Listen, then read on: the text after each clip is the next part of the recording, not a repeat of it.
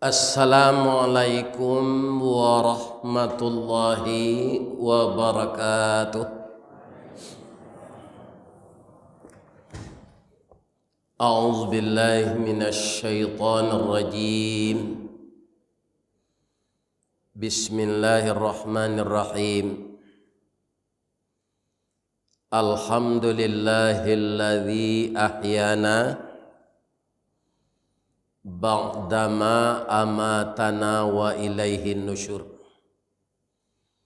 Asyhadu an la ilaha illallah wa asyhadu anna Muhammadar Rasulullah sallallahu alaihi wasallam la nabiyya ba'dah. Segala puji bagi Allah yang telah menghidupkan kita kembali setelah kita mati.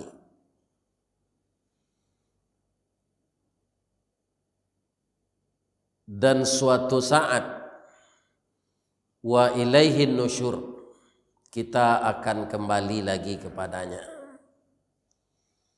Sebelum kembali itu ahyana, hidup kami. Maka yang perlu kita dalami dan kita renungkan, ahyana, kehidupan kami itu untuk apa?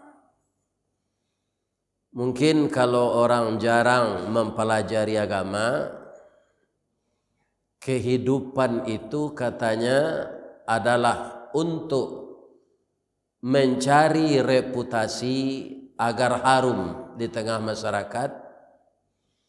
Ada yang mencari harta dengan berlomba. Itu ada dalam surat Al-Hadid. Bahwa kehidupan di dunia ini manusia berlomba mengumpulkan harta dan berlomba mengumpulkan segala macam yang dia tidak menyadari akan ditinggalkan. Kemudian kalau ada ditanya untuk apa?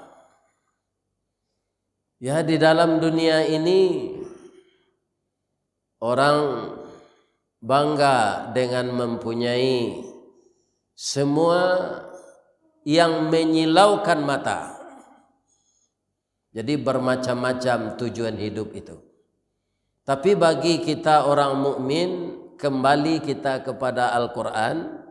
Surat Az-Zariyat, wa ma khalaqtul jinna wal insa illa liya'budun. Tidak kami ciptakan manusia itu kecuali untuk mengabdi kepada kami. Jadi sepanjang hidup ini berapapun jatah umur diberikan oleh Allah, kalau orang lupa mengabdi atau menyembah Allah, itulah orang yang paling dibenci oleh Allah. Maka di dalam ayat yang kita baca dalam salat subuh tadi, orang-orang itu biar namanya fasik, biar namanya musyrik, biar namanya munafik, dalam surat Az-Zumar tadi akan dihalau secara berbondong-bondong, secara bersama-sama. Maka dalam ayat itu orang yang tidak mengabdi kepada Allah itu disebut kafir. Wasiqal ladzina kafaru ila jahannama dzumara. Maka dihalaulah orang-orang kafir yang engkar itu ke dalam neraka berbondong-bondong. Jadi harus jelas bagi kita, tidak boleh kembali kepada yang lain, bahwa ahyana, kehidupan kita adalah untuk mengabdi kepada Allah. Kaum muslimin, sekarang bulan Zulhijjah tinggal beberapa hari lagi. Kita kalau diberikan oleh Allah waktu, ajal kita belum sampai, kita akan pindah pula ke tahun 1443. Perpindahan-perpindahan itu bagi fisik kita yang tidak muda lagi itu tidak mungkin semakin kuat, tapi semakin lemah. Dan bermacam-macam penyakit yang akan datang kepada kita. Karena tubuh ini dipakai terus. Dia akan haus juga seperti mesin. Makanya ahli hikmah mengatakan, dengan bertambahnya umurmu, maka semakin kurang juga jatah hidupmu, jauh engkau meninggalkan dunia, dan akan semakin dekat engkau menuju kampung akhirat. Bapak-bapak dan ibu-ibu yang terhormat, di samping itu banyak cobaan yang dihadapi, yang akan melemahkan iman kita. Maka bapak-bapak, dari cobaan-cobaan itu ada melalui makhluk lain. Pertama, ada namanya jin. Yang kafir pun yang Islam, jin itu tidak senang kepada kita. Yang kedua, bisikan nafsu yang ada dalam diri kita. La amaratus su. Jadi nafsu itu sebagian besar membisikkan yang buruk-buruk. Yang ketiga, pengaruh lingkungan. Kemudian yang keempat, iblis dari luar yang memang meminta kepada Allah untuk dapat menyesatkan anak Adam itu sebanyak-banyaknya. Kenapa? Jawabannya, dia tidak reda masuk neraka itu sendiri. Itulah program iblis itu. Maka diperlihatkannya dengan nyata kepada kita. Ada melalui keindahan dunia, ada orang yang mencintai umur panjang, ada orang yang ingin mengumpulkan harta sebanyak-banyaknya. Itu bayangan-bayangan yang diperlihatkan oleh iblis. Kaum muslimin, bapak-bapak, kalau kita diizinkan oleh Allah untuk pindah dalam hidup ini, masih di dunia ya, belum ke akhirat, maka kita ikutilah apa yang dilakukan oleh nabi-nabi dan rasul-rasul. Ada orang bertanya, apakah nabi-nabi dan rasul-rasul itu semenjak dulu agamanya Islam? Iya. Setiap nabi itu berdoa, bapak-bapak, pasti ada doanya, kemudian diturunkan oleh Allah kepada Nabi Muhammad SAW. Pertama, wa tawaffani minal muslimin. Itu kata Nabi Yusuf. Kata kakeknya yang tertua, Nabi Ibrahim, wa ana minal muslimin. Kemudian nabi-nabi itu di dalam dia sudah tua, wa tawaffani minal muslimin, wafatkanlah ambo dalam keadaan muslimin, wa alhiqni bis salihin, kumpulkanlah saya beserta orang-orang saleh. Jadi jangan ada kita menyangka agama itu diturunkan Allah kepada nabi-nabi semenjak dulu, tidak ada agama lain kecuali agama tauhid, yaitunya agama Islam, mengesahkan Allah. Inilah yang paling pokok. Nabi Muhammad walaupun beliau itu kekasih Allah yang namanya dituliskan oleh Allah, bisa bergandengan dengan nama Allah. Asyhadu an la ilaha illallah wa asyhadu anna Muhammadar Rasulullah. Tapi Nabi Muhammad itu disuruh oleh Allah Subhanahu wa taala meniru kehidupan Nabi Ibrahim. Qul, katakanlah ya Muhammad, sadaqallah, qul sadaqallah, yang benar itu dari Allah. Nah, sesudah itu apa kata Allah kepada Nabi Muhammad? Fattabi'u millata Ibrahim hanifa. Maka engkau ikutilah agama Ibrahim yang tegak lurus itu. Apa maksudnya? Bapak-bapak dan ibu-ibu yang terhormat, walaupun di bawah ancaman seluruh raja dan anak buahnya ketika itu tidak ada yang beragama Islam, Nabi Ibrahim ini tetap menegakkan kalimatullah. Resiko terakhir beliau dibakar, tapi tidak melunturkan akidahnya. Disuruh Nabi Muhammad mengikuti itu, tapi jalannya beda. Bapak-bapak dan ibu-ibu, Nabi Muhammad setelah mendapat tekanan-tekanan barat itu dari orang Quraisy, maka Nabi Muhammad itu disuruh pindah dari Makkah ke Madinah. Bagaimana tekanan Quraisy itu? Kita lihat di dalam surat Al-Anfal ayat 30. Wa id yamkuru bikal ladzina kafaru liyuthbituka. Ketika orang kafir merencanakan melakukan makar tipu daya untuk menangkapmu ya Muhammad, au yaqtuluka, atau membunuhmu, atau mengusirmu dari kampung halamanmu. Wa yamkuruna, mereka melakukan tipu daya makar. Wa yamkurullah, Allah juga menipu daya mereka. Wallahu khairul makirin. Di dalam satu ayat ini dapat kita menangkap bagaimanapun rencana kematangan tipu daya makar yang dilakukan oleh orang-orang kafir semenjak Nabi Adam sampai kepada Nabi Muhammad, akhirnya yang menang itu adalah agama Allah. Jadi semuanya tidak bisa terjadi. Mengusir, menangkap, membunuh, tidak terjadi itu. Diselamatkan oleh Allah.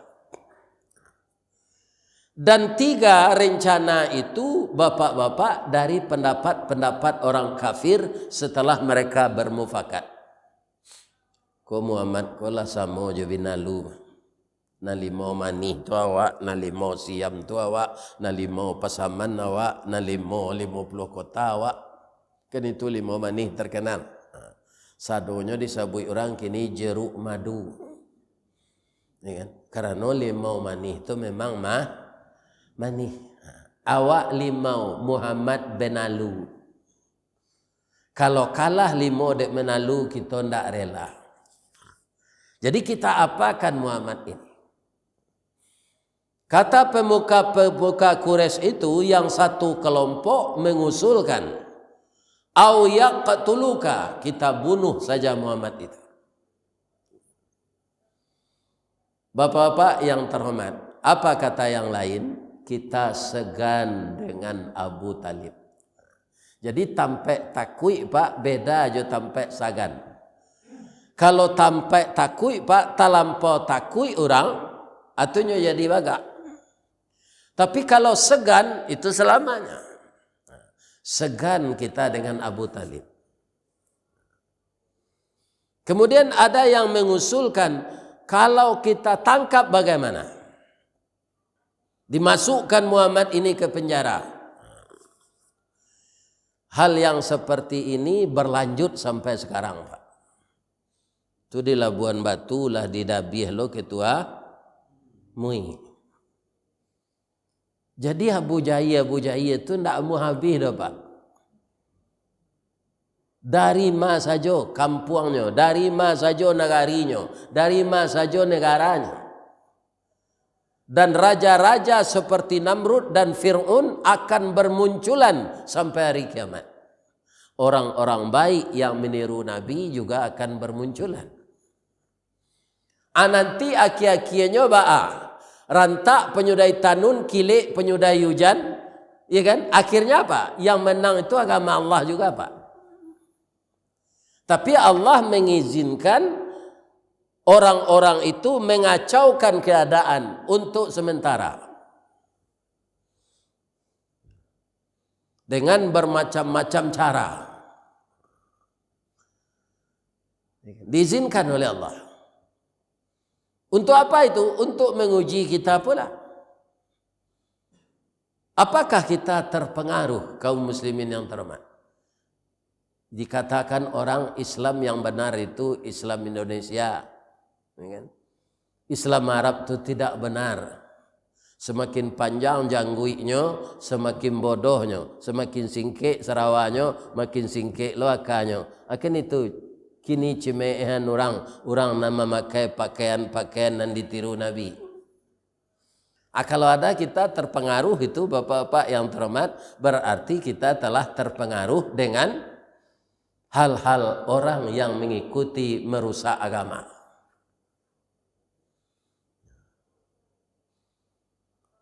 Kaum muslimin yang terhormat, kalau Muhammad itu kita tangkap, dia akan tetap lepas.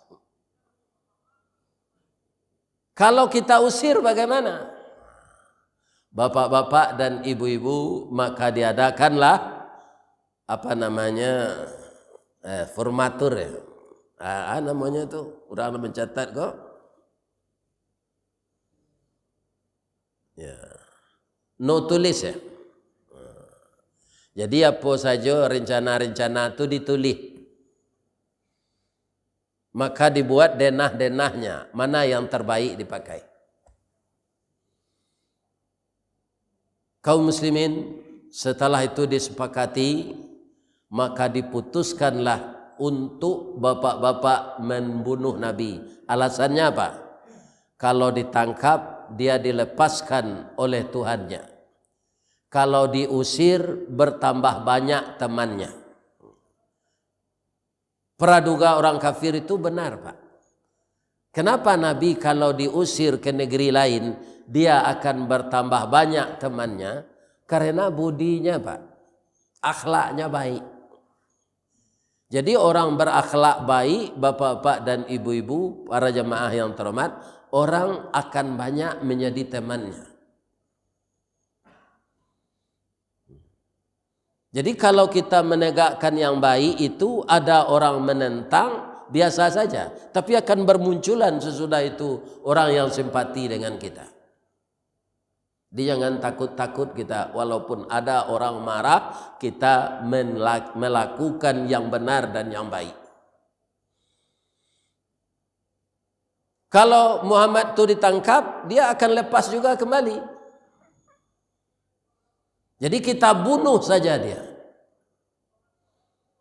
Maka rapat orang kafir tadi mendapat kebulatan mufakat bahwa Nabi itu akan dibunuh. Jadi ini suatu catatan bagi pemuka-pemuka agama, Pak, bahwa menyampaikan kebenaran itu resikonya dibunuh, Pak. Hal-hal yang seperti itu di negeri kita semakin nyata sekarang. Dibunuh. Kenapa? Agama ini membatasi selera nafsu, Pak. Sedangkan manusia ini sebahagian besar mengumbar nafsu. Agama membatasi nafsu. Karena apa? Agama itu menceritakan di dalam kitab-kitabnya semenjak dulu bahwa dunia ini sementara. Kamu kalau mencari bahagia, carilah selama di dunia ini untuk akhirat. Itu banyak sekali ayatnya. Wabtaghi fima atakallahu daral akhirah. Carilah olehmu di dunia ini untuk kebahagiaan akhirat. Jadi dilebihkan untuk akhirat, bukan sama. Karena dunia itu sebentar. Di bulan Juli kok, Pak, dalam 2 minggu kok, kawan-kawan nambo samo pensiun, samosa komplek lo tinggal. Itulah balimu orang meninggal. 3 orang tu sablok, Pak. Nah, tinggal cik le. Kau pilih lo le kok. Nah, itu lo garah kawan. Nan sekomplek nan sapo tu rumah perumnas ko, Pak, kan batali-tali. Ya kan, dindiang naniko ko berdua memakai jona rumah sebelah kemari. Jadi cocok je rumahnya namanya rumah BTN. bangunan tidak normal. Itulah 3. 2 lain sebelah kemari, ampe. 3 kematian laki, 3 kematian bini. Ini. Kesemuanya itu hanya 1 yang seumur dengan saya. Di bawah itu, di bawah umurnya.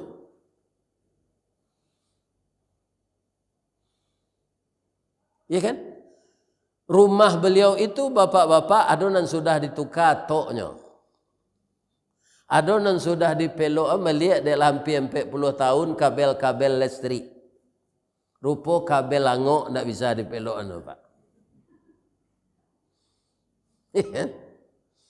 Makanya janganlah kita lalai mengurus dunia ini, ya kan, untuk mengingat Allah. Itu saja kuncinya. Kalau lalai kita rugi. Sebab mati itu tidak bersuara. Itulah orang meninggal dunia. Kaum muslimin, ibu-ibu dan bapak-bapak, para jemaah yang terhormat. Tahulah orang-orang kafir bahwa Nabi ini akan hijrah ke Madinah. Dikepunglah rumah beliau. Jadi Allah membuat skenario ini, bapak-bapak yang terhormat. Nabi itu keluar dari rumah bukan sesuatu hal yang mudah saja. Apakah beliau dituntun oleh Allah selamatnya dari pembunuhan itu tidak ada perjuangan? Banyak perjuangan. Nabi bertanya kepada Allah, kalau saya pergi hijrah, umat saya bagaimana? Umat engkau suruh hijrah dulu. Akini kamanggaleh siapa Pak membawa sayur dari Kota Baru ke Padang Luar, kalau tidak ada surat vaksin tidak bisa. Kecil Allah dulu selamatkan rakyat engkau, jangan diniayonya. Maka banyaklah sayur orang di pasar pembantu Padang Luar Kota Baru Lapua. Orang ke vaksin takui. Indak bervaksin tidak bisa keluar mengalih. Ya kan?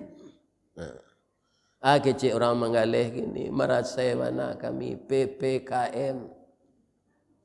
Pemerintah paniang kami merasa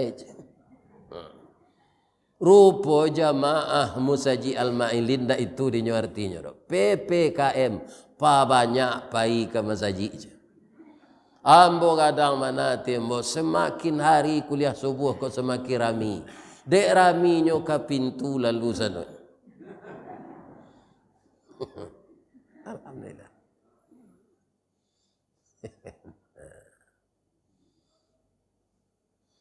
Kaum muslimin, ibu-ibu dan bapak-bapak, para jemaah yang terhormat, maka apa kata Nabi kepada Ali? Ali, teman-teman kita, sahabat kita, sejawat kita, karib kerabat kita sudah duluan ke Madinah.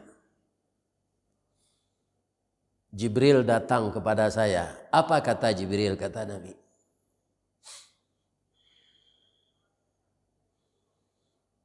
malam ini rumah engkau akan dikapung oleh orang-orang kafir Muhammad. Salah satu strategi perjuangan engkau untuk dapat keluar dengan selamat, maka suruhlah Ali menggantikan tempat tidur engkau. Engkau tidur di tempat tidur Ali. Aku nanya Pak, selimut jangan ditukar. Jadi orang tentu sudah tahu bahwa Nabi tidur di sini, Ali di sini. Jadi kalau ditukar, orang menuju ke tempat tidur Nabi, yang ada di sana itu Ali, Nabi di sini. Itu kan taktik. Sebenarnya kalau Allah akan menyelamatkan bapak-bapak, Allah bahkan tak ya. Adi abi hense orang-orang ingkar kau Pak, tinggal orang-orang baik saja. Kan bisa ada Allah tuh. Tapi Allah tidak begitu doh Pak. Kita ini harus berjuang.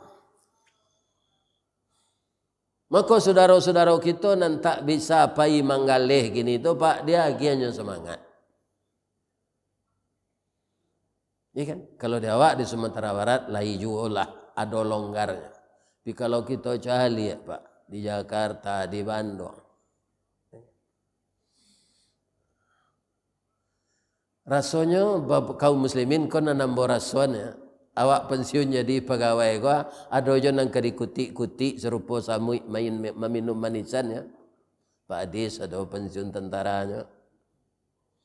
Ambo ada pensiun PT Semen Padang. Orang nambah sahur sendiri itu ya kan? Ada orang bapak-bapak yang ndak icu itu lo kehidupannya dia gi Allah. Nyo bisa menggalih di emper toko orang malam. Kok menggalih tetalu jahe lah. Kok menggalih ayaka lah. Kok memelih nasi 10.000 lah. Kini tidak boleh apa-apa. Sehari tidak ada tempat mengalih. Begitu cobaan-cobaan Allah kepada kita. Apa kata Ali? Dengan tegas, ya Rasulullah, saya bersedia tidur di tempat tidur engkau. Andaikan saya disembelih oleh orang kafir karena mereka menyangka itu engkau, saya gugur di medan jihad membantu perjuangan engkau ya Rasulullah. Itu tekad Ali bin Abi Thalib. Rupanya orang kafir kau tidak taluk lalu nyoman dobrak pintu Nabi dapat. Nyomain teh di luar saja. Nyominum kopi ginseng, kopi luar. Ya kan? Supaya orang atunya orang tua. Ya kan? Nyomain teh Nabi kau.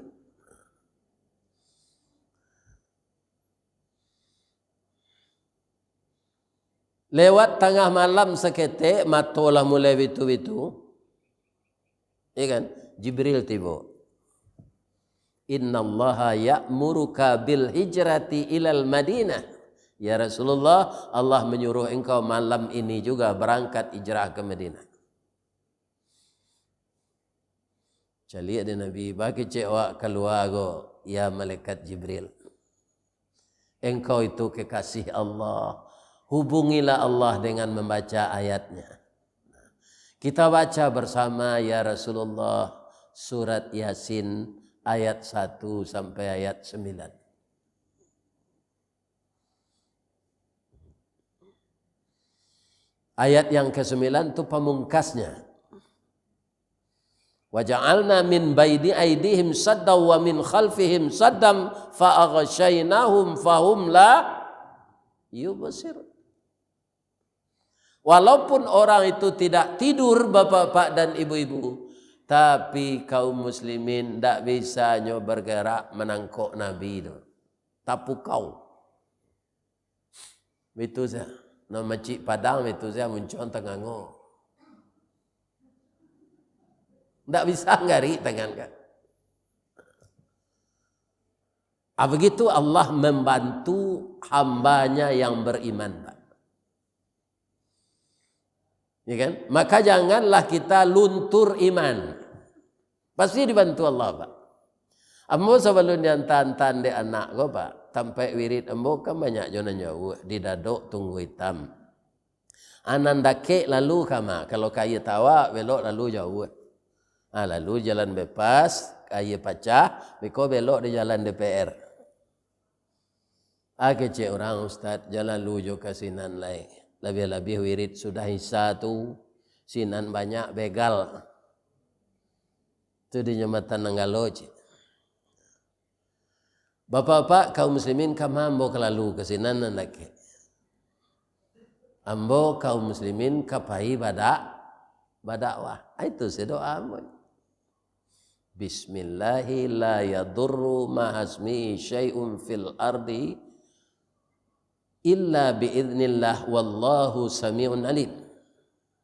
Bismillahi tawakkaltu 'ala Allah la haula wala quwwata illa billahil aliyil azim.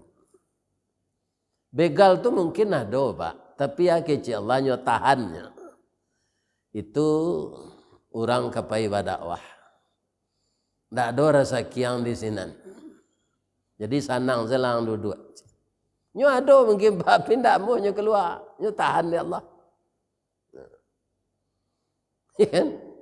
Jadi kaum muslimin orang-orang nang kanai begal tu Pak dirampok sadonyo, jadi lukai, diambil cincinnya, jamnya, dompetnya. Mungkin itu dari ndak nan halal pula asalnya.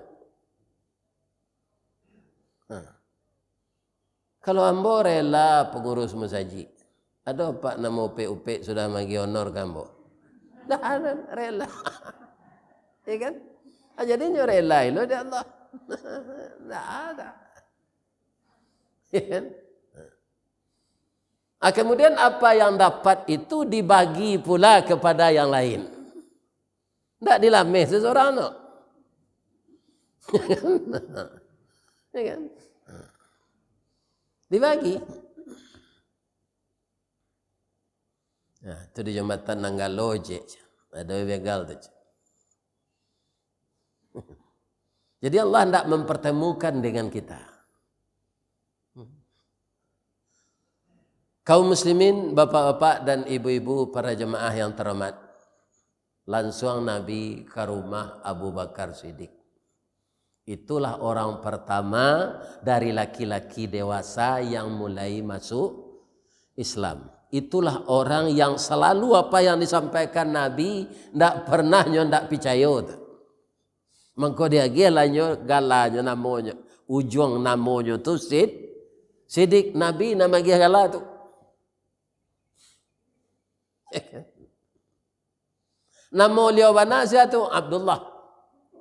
Abu Bakar tu julukan. Orang kan banyak lo meniru gini. Ada minantu ambo nyebut dia pe Abu Aisyah.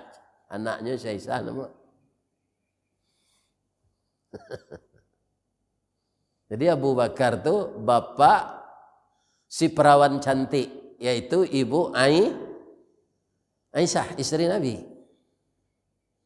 Jadi Abu Bakar, bapaknya si perempuan cantik tadi, namanya Abdullah. Adiknya selalu percaya yang disampaikan Nabi, ditambah adik Nabi Siddiq. Jadi awak kok kemagih nama anak Abu Bakar selalu Pak. Jangan ditambah aja Siddiq, lu calik perangainya lu.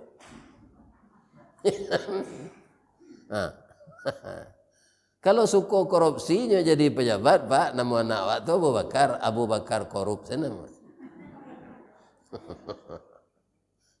Tapi kalau benar dia baru Abu Bakar Siddiq.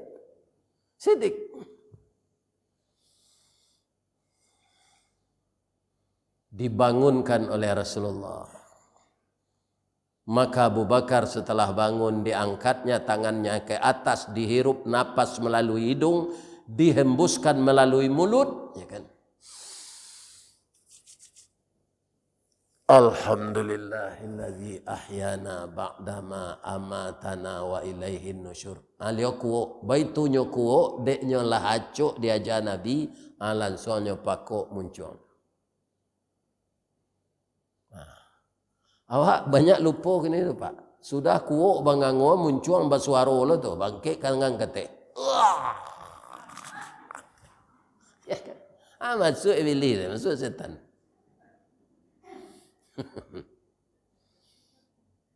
Karena kata orang kesehatan menguap itu bukan tekan tua saja, ada kekurangan oksigen. Ya Abu Bakar, malam ini saya terlepas dari kepungan orang Quraisy.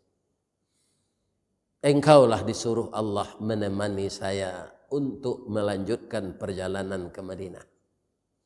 Kata Abu Bakar, anak ambo lai boleh dibawa. Alun, biasalahnya tinggal dulu, awak sepai. Adi jagoan dek Abu Bakar anak. Yang pertama yang laki-laki, namanya juga Abdullah. Abdullah ini adalah seseorang apa namanya sekarang itu.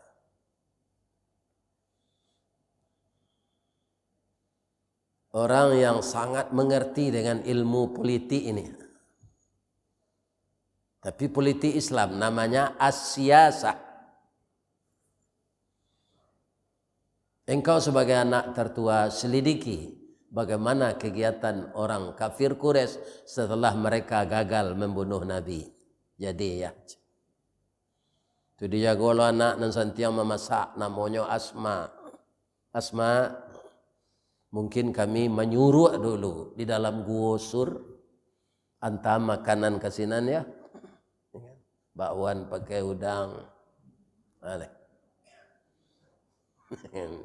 Ya makanan lama-lama tadi selero. Entar. Jadi ya. Itu dijago lo pembantu tukang gubalo teranak. Namanya Amir. Mir. Sambil gubalo besok ya nak apuih jajak kami. Supaya jangan nampak di orang Quraisy kama langkah kami pai. Kan banyak strategi itu Pak. Iya kan? Asiana nalun hijrah lain. Nanalun kapai itu Asma, Abdullah, Aisyah, Amir, Ali bin Abi Thalib. 5 orang. Atau dijaga oleh Ibu Aisyah. Aisyah, bangun ya nak. Aisyah itu siapa? Istri Rasulullah. Ini dapat lagunya nanti laguan Nisa Sabian tadi Bu. Rancak lagi ramanya nak.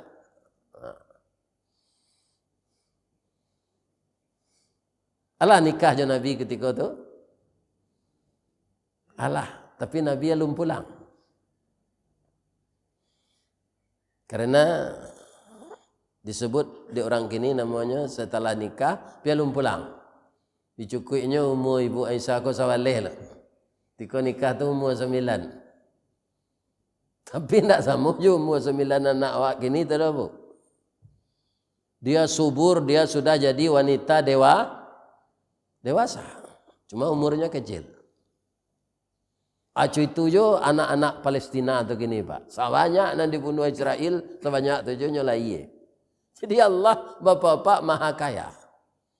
Bara dibunuh sejak dulu tu, tidak punah orang Palestina tu.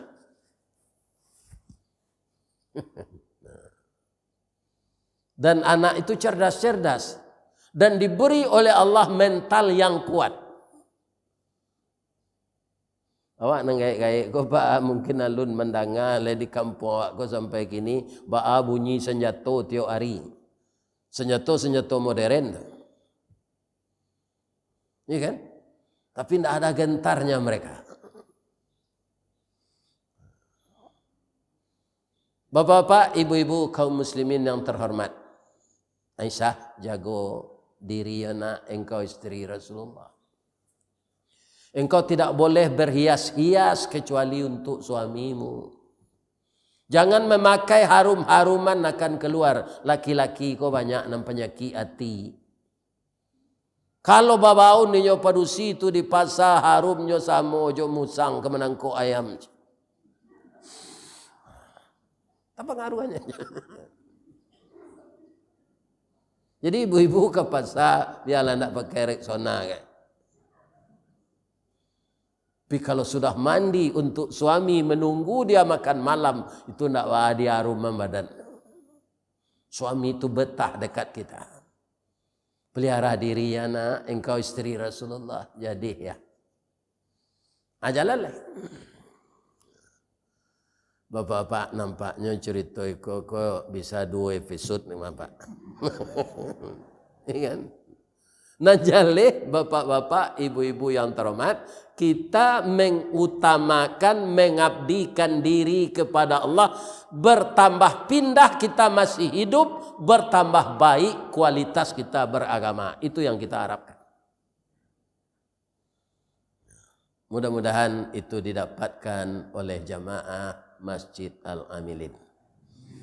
Banyak maaf. Assalamualaikum warahmatullahi wabarakatuh.